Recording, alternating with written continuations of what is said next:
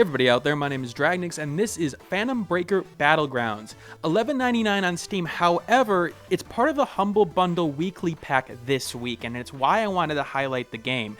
Because it is a 2D beat 'em up that does things a little bit differently. It plays like the old sort of Double Dragon games, and in more of an anime style, but it's got some fighting mechanics in it. I really think it sort of stands out in the genre as something a little bit different and a little bit more complex than you would expect from the genre. However, it works in its own way. So we're going to get right into it at this point. Now, the game is loosely based off Phantom Breaker, which is actually supposed to be sort of a fighting tournament that the winner gets a wish. This has nothing to do with that, really. Basically, what happened is that there was some mysterious force that took over. Waka here, who I'm playing as, is trying to actually find her sister. The worlds have sort of molded together in terms of the sort of spirit kind of world that has been created and the real world in question. So Waka is fighting to find her sister at this point, and the base of the game is the combat. It is a beat 'em up at its core. So you have your low, medium, high attacks. You have special abilities like that sort of orb thing that you see there, your magic abilities.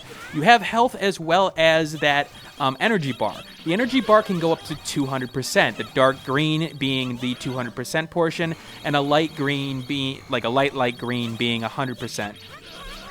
Now that energy can be spent on special attacks or counters, or specifically getting yourself out of some dangerous situations. The orbs you can spend it on, as you get bigger percentages of that energy bar, you can do bigger amounts of orb attacks and actually earn a lot of money, which is used to actually build up your character. There are RPG elements in this game, and those RPG elements are not only the three major statistics of the game, aka attack, defense, and speed, but they also grant more abilities, like the overdrive ability. At this point in the footage, I don't have the overdrive ability on this character. I played, on a couple of different characters to get an idea of the different styles. I picked it up on a different character in question. Overdrive is like faster attacks and for a period of time.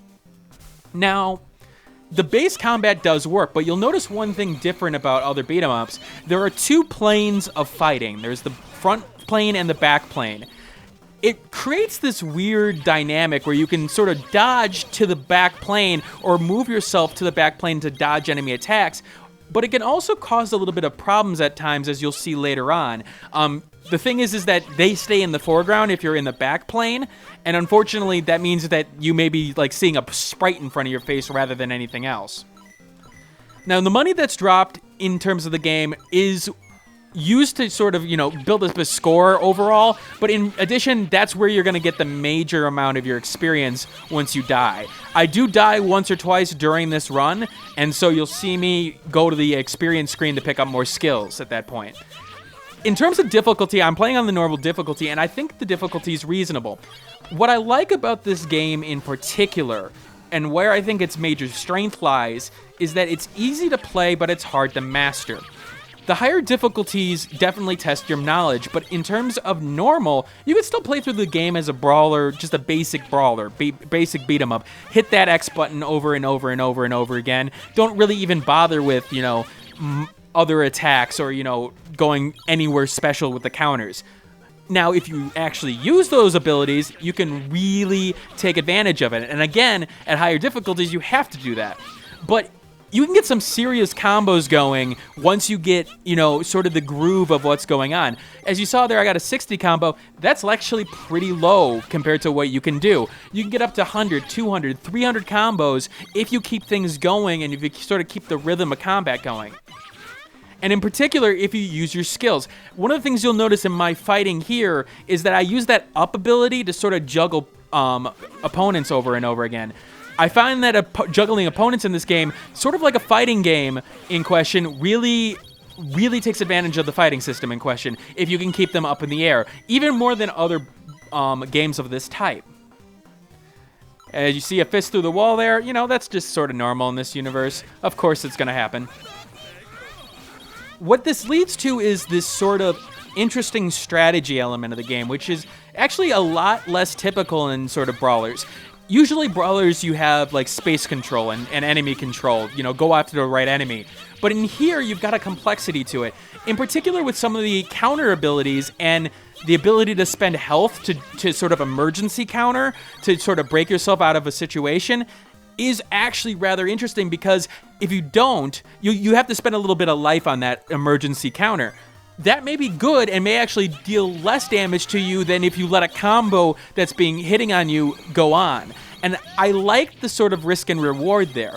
If you hit a special attack and you counter at the right time, you can counter an enemy's attack.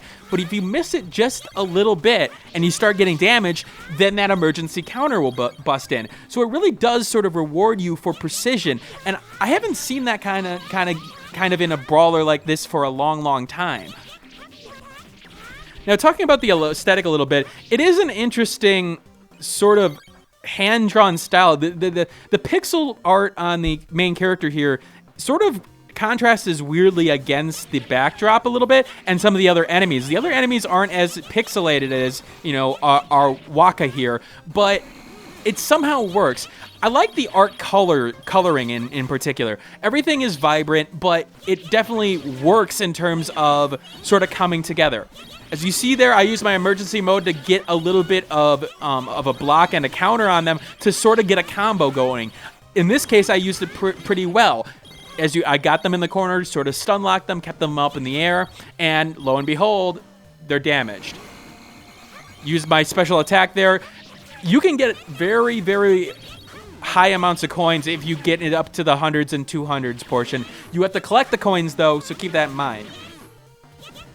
Now, the RPG elements of the game, I've been mixed on, because while I like character progression, I wonder if it could have been done better here. Don't get me wrong, I do feel the sort of progression of the system where, I gain more attack, I gain more defense, and I put the points in the right portion, and I feel like I can take on bigger challenges. But in particular, some of the abilities, the counter ability, the overdrive ability, they're sort of mid-level in terms of the skill tree that you have. And I wonder if it would have been better if they introduced the skill earlier on at a weaker sort of situation. Sort of like, okay, I need to spend overdrive, but it won't go as long, or it won't be as fast.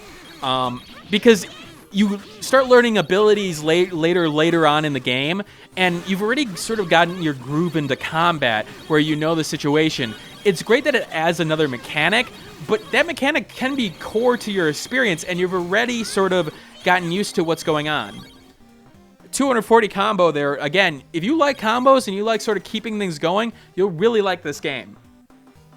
I think I die relatively soon here. The game's difficulty is reasonable at this point. There are times where there's just massive chaos. As you see on the screen right now, I'm just sort of stuck in the corner, and that's my fault. I got myself stuck in that corner, and lo and behold, I'm going to pay for it at this point. The game punishes you accordingly, but, it can feel a little bit problematic at times.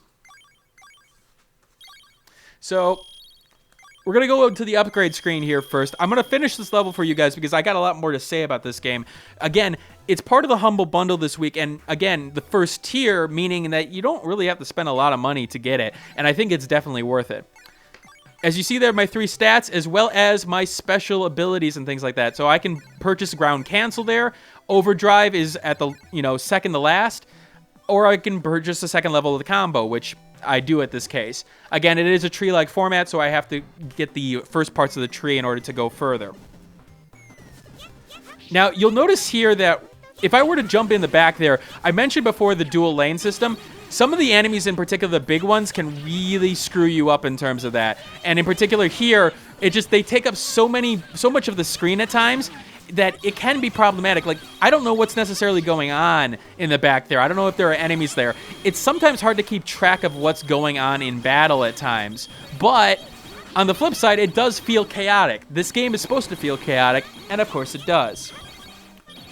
One thing I will say that the game really needed to improve on was the lack of teaching tools. Now, I told you that there's a whole bunch of abilities here, and the fact that you can play very, very easily in sort of a brawler-like mechanic, like, button mashing almost.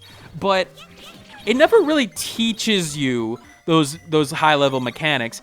There is a how-to-play page in the options menu that comes up, and that's where you can see these abilities. Now, of course, you can hit buttons, and you'll notice, at times, oh, how did I do that? I'll try that ability. But it doesn't necessarily tell you the context that it's in, And if the game needed any sort of teaching tools, especially with the sort of complicated mechanics, I think it was this. I think they needed to teach you about, okay, how do you use a counter? You know, what's your counter timing? Things like that. A tutorial would have gone a little bit farther in this game than I think in most beat-em-ups, where beat-em-ups, you know, they're pretty basic. I also say that the controller support on this game is a little bit weird. Don't get me wrong, controller works perfectly fine in combat. I prefer it. But, like, in the menus, it doesn't necessarily deal with the controller that you are saying in terms of menus. Like, it'll say, oh, you need to press button 3. Do I know what button 3 is? No, not off the top of my head. I don't think you can rebind keys at this point either. From what, well, I think there are presets at this point, from what I remember. There are presets in this game. So it would have been nice to see that, but I can understand it a tiny bit. Only a tiny bit, though. Enemy variety is pretty strong, too. Although a lot of them are melee-focused, you do get a good mix of, like, bomb enemies and bigger enemies that, like, shoot fire and things like that, or have, like, sort of shield-like abilities. And in particular, the grunts who are supposed to be there, sort of your cannon fodder, do vary, too. Like, you see here, these pink and these purple guys in terms of the weapons that they're holding. Even though they're both melee, it is nice to see a little bit of variety there. You do have boss fights that are coming up here, too as well. And the game is an interesting sort of tale of, like, a game that may not have gotten heard of, but it's, you know, getting a little bit more and more. The game originally started on the PlayStation Vita, and then it came to the PC. In fact, it finally went to the PS4 as a Overdrive edition about a month ago. And what's sort of cool about that is that a YouTuber that I followed, and people probably know of, the 1,000 Pounds YouTube channel. They're known for their sort of Ultra Combo series and some of their fighting, like in-life choreography fighting. They actually did a trailer with 5B Games. I think I got that right. The creators and developers of this game. That was sort of cool to see. They would sort of see, you know, somebody who's seen on YouTube, like, actually get involved in that kind of stuff. And this game has actually got a little bit of a popularity in terms of, it was in the video Move by the I Fight Dragons guy. It's a Chicago-based band, which is, you probably guys may have not have heard of them. If you're a wrestling fan, if you watched Money in the Bank in 2010, it was part of the, that theme song for that Money in the Bank. So it is sort of cool to see this game sort of like show up in little places here and there. It's always nice to see little games show up in other medium and things like that. With the exception of Pixels, of course, because, well, screw that movie. I'm going to fast forward here to the boss because I think I've shown you a good amount of what the game has to offer. So we have our boss confrontation of the level here, as you have one of your friend's sort of copies at this point, sort of challenge you at this point. There are sort of like, it's a very complicated story in terms of like it just comes out of nowhere. If you're looking for story in this game, while you may get something out of the Phantom Breaker universe, I really think it's just sort of on its own, but you're not here for story. It's a brawler, of course you're not. But it does sort of provide some funny moments too, as you'll see at the end of this battle here. Now, boss fights can be interesting in terms of there can be a lot of different enemies, or they could have like multiple enemies that can do the same things that you can do. A lot of these characters are playable characters at some point, at least some of them are. And really that can be interesting to sort of fight a character that can do the same things as you can. I know that seems a little bit weird for a game that's based off a fighting game in terms of some of its mechanics, but you don't see that in Brawlers a lot. It's rather nice. As you're seeing there, I'm really using emergency mode a lot in this fight because, again, I think I can get the counters on these characters, and especially if I can just keep things going and fresh and things like that. Now, the boss fights are the most sort of troublesome part of the game in terms of they will handle your butt several times, especially if you don't understand how to block. If you went into the game not knowing how to block, blocking in this game, again, is not doing anything, which is interesting. It's a change in the mechanics, and it's actually rather refreshing, too. Not just a block button, but you literally can't be doing anything. That's okay. Phantom took his sister to the Demon Spear, of course, but it's her destiny to die here, of course, because, of course, enemy's got a bomb. 7 bombs, in fact. Why you're not doing anything about this point? Okay, you're not going to allow it. You sort of did. I mean, it is exploding. Now you're falling off a building. Again, if you're expecting anything in terms of a coherent or weird or, you know, realistic story, you probably weren't in the right place in the first place, considering you're playing an anime game. But on the flip side, even for anime games, it's a little bit strange. So for those who are looking for a beat 'em up with a little bit of complexity, with a little bit of fighting mechanics, and in particular looking for something that you can really sort of sink your teeth into and sort of get those combos going, I think Phantom Breaker Battlegrounds is right for you, and especially because it's at a low price in that first tier of the Humble Bundle weekly.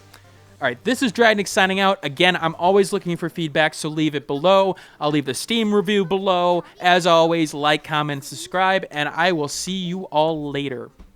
Hey everybody, thanks for watching.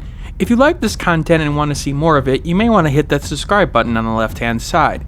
If you like this video and want to see more of this content, take a look at this video on the left-hand side as well. And if you'd missed my last video, take a look at the right-hand side. Once again, thanks for watching, and keep on gaming.